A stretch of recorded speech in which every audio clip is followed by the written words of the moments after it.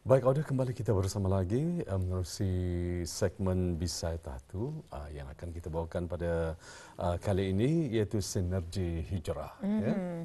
Dan apakah yang akan dikongsikan dengan tajuk yang kita bawakan pada hari ini dalam segmen Bisai Tatu? Jadi kita ini bersama tetamu undangan kita. Tak lain tak bukan, siapa?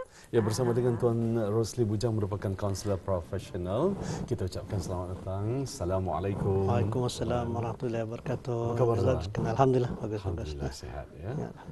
Baik. Dan juga kita ingin membincangkan mengenai dengan sinergi hijrah ini. Jadi secara mukadimahnya lah, hari ini memasuki ke-11 Muharram, bulan hijrah. Ke-11 dalam bulan hijrah yang pertama, jadi bulan Muharram. Jadi apakah tajuk hari ini, tajuk pada kali ini yang akan kita bincangkan, sinergi hijrah. Sebenarnya ada kaitan secara langsung ni tuan ya, mengenai dengan apa? Sambutan hijrah. Jadi betul. Mungkin sebagai mukadimahnya tuan boleh mengongsikan mukadimah untuk tajuk yang kita bincangkan pada hari. Okey, alhamdulillah, terima kasih Atul dan Dr. Iskandar. Alhamdulillah ini setelah berdua agak jauh sebelum ini saya terpaksa secara online sebab berada di luar negara. Dan saya sempat memperkatakan tentang atau pada masa itu tentang perubahan masa itulah macam mana. Dan ini pun dalam sinergi hijrah ini pun sebenarnya ada juga kaitan dengan masa. Dan sementara ini sementara awal lah, sementara masih lagi berada dalam bulan Muharram yang seperti katakan Atul tadi itu, saya rasa masih lagi belum terlambat lah untuk saya memberikan memperkataan sedikit mengenai dengan tahun hijrah katanya inilah orang Islam ini. Dan kalau hijrah itu secara umum mungkin sudah banyak diperkatakan oleh para pendakwah katanya ustaz apa.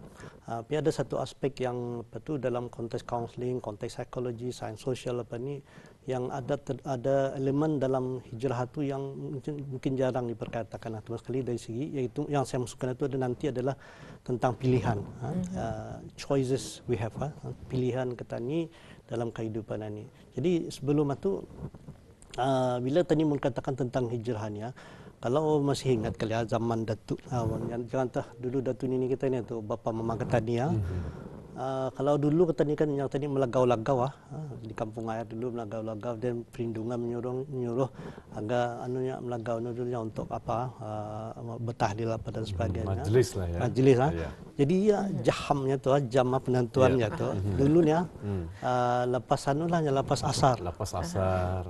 Kalau nya malam sama ada lepas maghrib contoh. Jadi waktu penandaan itu adalah berdasarkan waktu.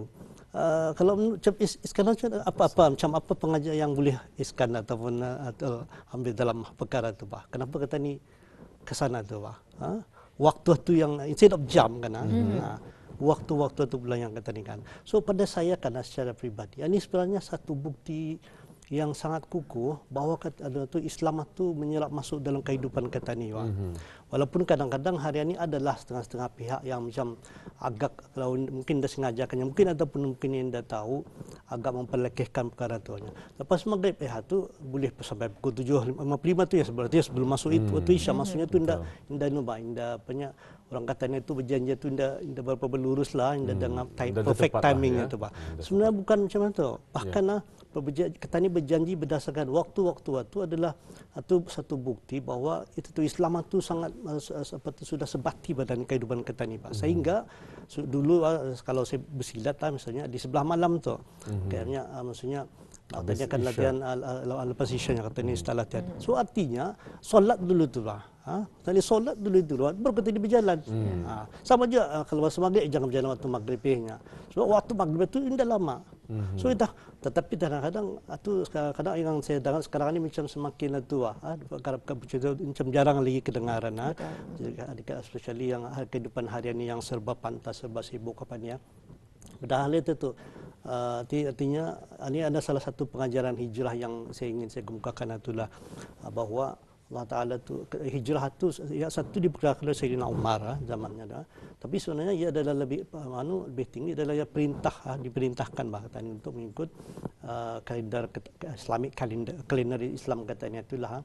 Dan sayangnya hari ini kalender katanya itu didominasi oleh Gregorian yang kalender Masihi lah yang katanya gitu pada masa ini. Dan kalender ini sedar tanpa tidak sedar ya apa tu macam bersifat materialistik lah. Kalau kata dia mengikuti kerana daripada bulan Januari sampai ke Disember, ia menjuruskan kata ni kepada kehidupan yang kurang Islamik bah. Contohnya kerana kalau kita ikutan jadi pada tadi akan masuk bulan Februari, ada orang mengikut Valentine's Day. Masuk lagi kadang-kadang ada akan cuba mengikuti Mother's Day. Dan sampai bulan 12 Christmas. Jadi mindset itu macam itu bah. Kadang ada tu tanpa kata ni sedari anak-anak tu ia lebih menyedari hal-hal itu berbanding dengan kehidupan beragama katanya itu. Jadi hijrah katanya itu, konsep hijrah bulan hijrah katanya itu sebenarnya ia bukan hanya untuk menentukan kehidupan katanya secara fizikal ini juga, tapi jauh lebih penting adalah menentukan kehidupan katanya secara spiritual. So artinya secara kerohanian katanya itu sudah ditentukan oleh Allah Ta'ala itu untuk meneruskan kehidupan katanya itu dengan cukup teratur. Macam selama saya berada di UK selama 3 minggu itu. Minggu pertama itu saya berada di Edinburgh di utara dan turun ke tengah-tengah di Essex kemudian ke lagi ke London apa. Salah satu hal yang saya rasa benar-benar kehilangan itu suara azan itu. Betul. Tidak azan itu. Pas sendiri macam laki-laki ada lah untuk mencari waktu apa tu. Jadi ada seolah rasa lost bah, macam hilang apa menunggu li asar lagi pukul berapa lagi nah. Alhamdulillah sana ada lagi yang itu pasal kata ni musafir tapi kata ni terasa kehilangan. Ada satu konsep dipanggil yang segmented intending maksudnya kata ni sudah mengaturkan kehidupan katanya itu supaya kata ni tahu hal tuju katanya itu. Nah, dalam gambar kata konsep tadi itu solat tentu saja zuhur asar maghrib isya apa itu sudah memberikan satu keteraturan dalam kehidupan kata ni. So macam itulah itu sebagai gambaran awal macam mana apa tu bulan-bulan dalam hijrah itu bermula daripada Muharram, Safar, Rabiul Awal, Jamadil. So bila masuk Rabiul Awal tadi kami kelahiran junjungan Nabi sallallahu alaihi wasallam, Rabiul Awal, Rabiul Akhir, Jamadil Awal, Jamadil Akhir, Rajab, Syaban, Ramadan dan seterusnya itulah. Jadi kita kan masuk Ramadan, ini bulan kata ni berpuasanya masuk. Lagi selepas itu akan hari raya, lepas itu haji dan seterusnya. Jadi artinya sebenarnya memberikan satu panduan yang sangat hebat sebenarnya lah, dan itu yang lebih penting ia akan mengorientasikan kehidupan katanya itu ke akhirat. So artinya kita ni bukan mencari kehidupan dunia ni saja, tapi kita ni tahu bahawa akhirat itu ada dalam kehidupan dunia katanya itu. Tapi adalah lebih baik lagi bila kita ni secara sedar kita ni melalui kehidupan katanya ni sentiasa ia mengarah ataupun menghala ke mengingatkan petani untuk kembali ke akhirat itu. Itu tujuan hidup petani sebenarnya. Ya, bila memperkatakan mengenai dengan waktu ini tuan, ya, bila kita renungkan sedikit ya pengajaran daripada betapa pentingnya waktu tersebut ya, agama Islam cukup memandang berat mengenai dengan waktu. Dalam masa 5 minit boleh berlaku apa sahaja ya. Maksudnya kalau tadi melewatkan macam tadi jemputan ya, selepas asar ataupun selepas maghrib. Sekali kadang-kadang ada yang memperlekehkan kan. Padahal waktu tersebut jika kita amati kata tuan tadi itu memang dalam masa 5 minit saya akan berlaku macam-macam. Jadi menghormati betapa tempoh antara jarak waktu antara maghrib ke isya itu perlunya kita manfaatkan dengan sebaiknya. Baik, ini lain pula mungkin tuan dapat menjelaskan dengan lebih spesifik tentang sinergi hijrah, terutama sekali signifikan mengenai hijrah dalam kehidupan kita sebagai orang Islam ini tuan. Alright. Jadi ada satu hal juga, satu konsep yang sering dianggap tentang hijrah ini tadi berpindah.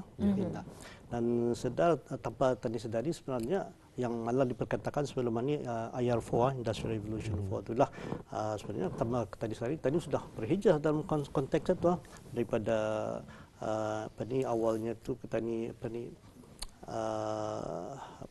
so maksudnya itu revolusi industri itu sampai ke tahap keempat. Dan keempat tadi adalah katanya berada dalam zaman yang serba canggih lah. Robot-robotnya pun semakin dimanusiakan lah.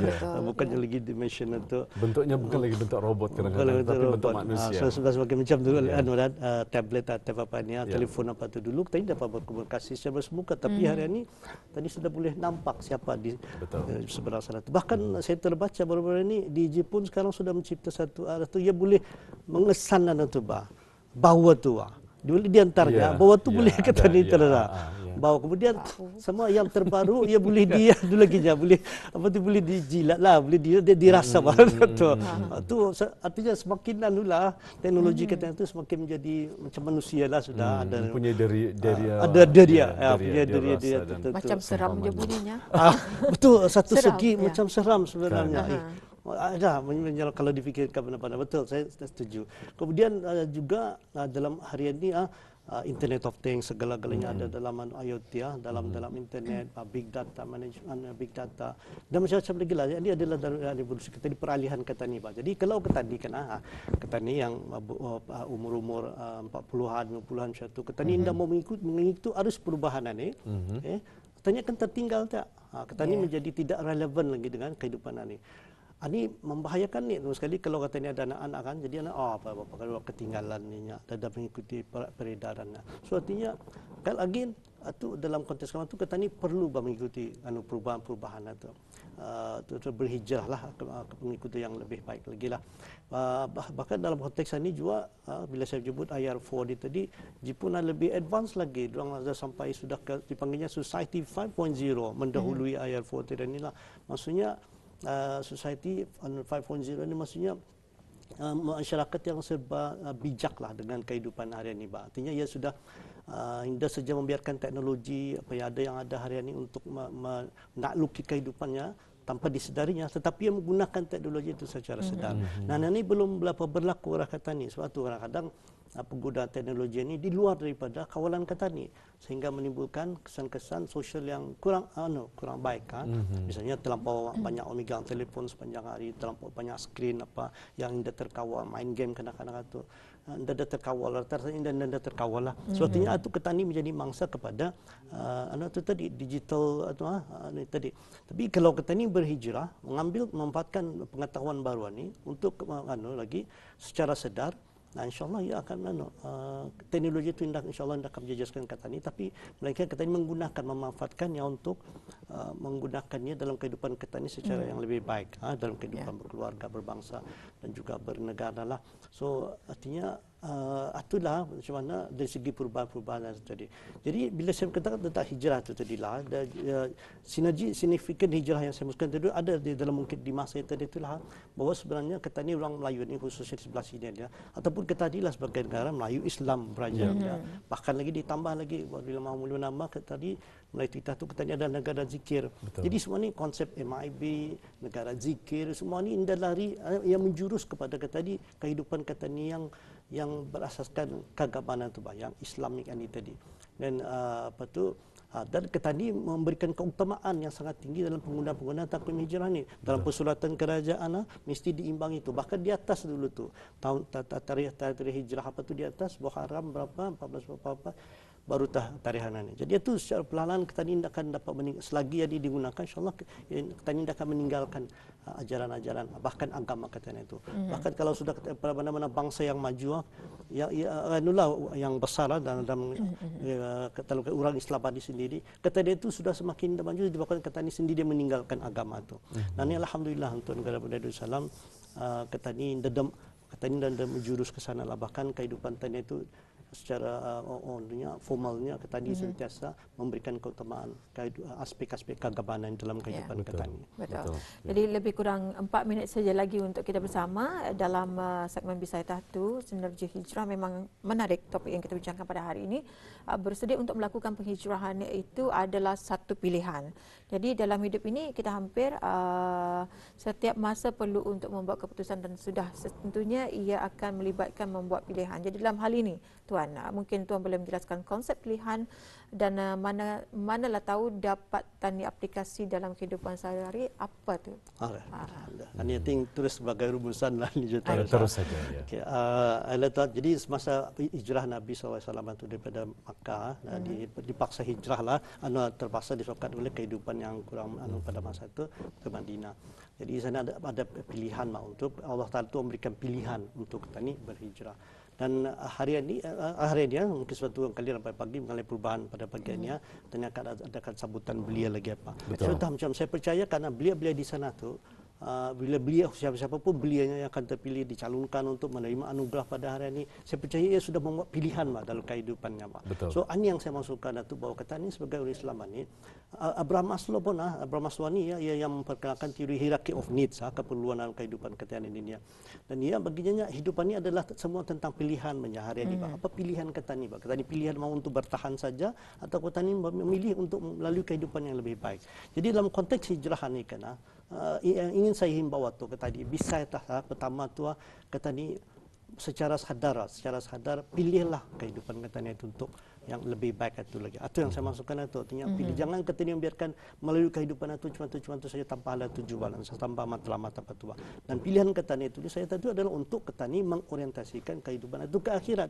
Soalnya bila kata ni memilih untuk mengakhiratkan kehidupan kata ni itu, bila kata ni memilihnya artinya semua serba-serbi kehidupan kata ni itu nanti akan disesuaikan dengan konsep ini. Ya ni lulus ini konteks apa ini kesannya ada yang ada berdosa dan sebagainya. Jadi konsep-konsep yang akan kita lihat itu akan menjadikan kita ini individu yang lebih baik insyaAllah. Suatu yang saya masukkan dalam pilihan itu artinya kita ini secara sadar itu pilih untuk memutuskan kehidupan akhirat. Kemudian pilihlah kata dia ni walaupun kata ni sebelum ini ada misalnya melalui COVID-19 apa tu. Tapi kalau kata dia memilih kesangsaraannya tu, kepayahannya tu akan memberikan kesan yang kurang baik juga. Tapi kalau kata dia memilih untuk melihat dia sebagai satu wisdom, satu kebijaksanaan, satu kejayaan kata ni melalui cabaran-cabaran. So inilah yang saya masukkan itu, bahawa pilihan-pilihan ini kata ni secara sedar pilihlah apa yang baik untuk menjadikan kehidupan kata ni lebih baik masa akan datang. Ya, alhamdulillah. Itu dia penjelasan dengan tajuk yang kita bincangkan pada hari ini, segmen Bisaitah tu Sinergi Hijrah. Semoga dengan adanya penjelasan ini dapat memberikan manfaat dan juga panduan dalam sehari-hari kita ni lakukan. Kerana kita ni sebenarnya perlu ada motivasi dan juga bila perlu ada motivasi dalam kehidupan kita, perlu juga kita mendisiplinkan. Kerana orang tadi motivasi tanpa disiplin ianya akan berlaku benda tu. Ataupun jalan seiring ya. Tepat sekali. Jadi ribuan terima kasih kami ucapkan kepada Yang Mulia Tuan Rosli Bujang dengan penyelesaian selaku kaunselor profesional pada kita pada hari ini untuk segmen kita Bisaitah tu. Sampai kita jumpa lagi. Assalamualaikum tuan. Waalaikumsalam warahmatullahi wabarakatuh. Alhamdulillah.